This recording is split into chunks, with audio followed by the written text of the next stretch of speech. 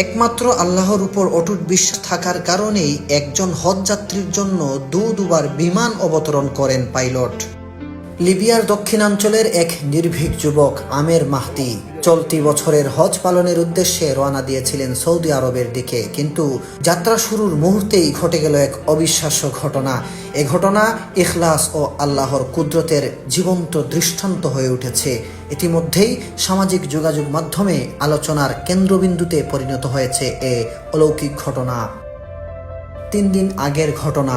ঘড়ির কাঁটায় ঠিক 12টা, দুপুরের হজ ফ্লাইটের নির্ধারিত সময়।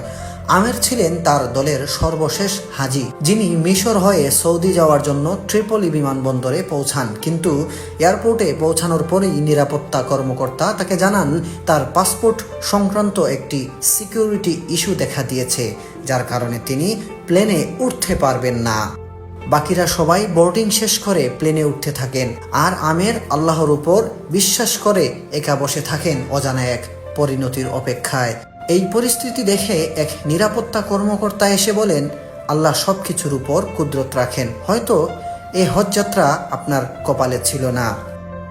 কিন্তু আমের ভয় পাননি, মুখে ছিল দৃঢ় বিশ্বাস।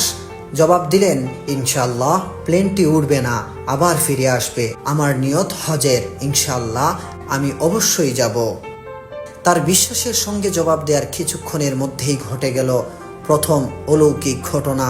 এয়ারপোর্টে ঘোষণা এলো প্লেনটিতে যান্ত্রিক ত্রুটি দেখা দিয়েছে, আর সেটি এক্ষুনি ফিরে আসছে।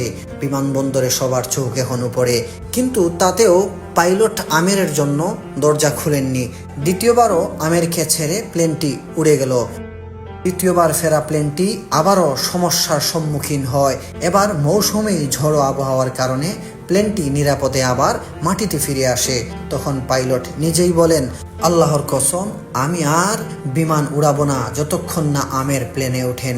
অবশেষে প্লেনের দরজা খুলে দেয়া হয় শুধু আমেরের জন্য, আর তিনি উঠে পড়েন সেই বিমানে।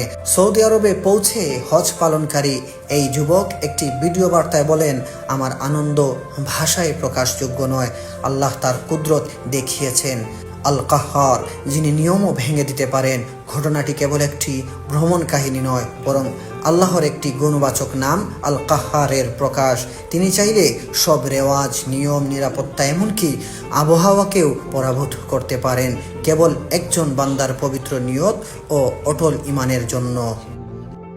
সুপ্রিয় দর্শক, এই ঘটনাটি দেখার পর আপনার কাছে কেমন লেগেছে অবশ্যই কমেন্টে জানাতে ভুলবেন না, এবং ভিডিওটি শেয়ার করে ছড়িয়ে দিন অন্য কেউ দেখার জন্য।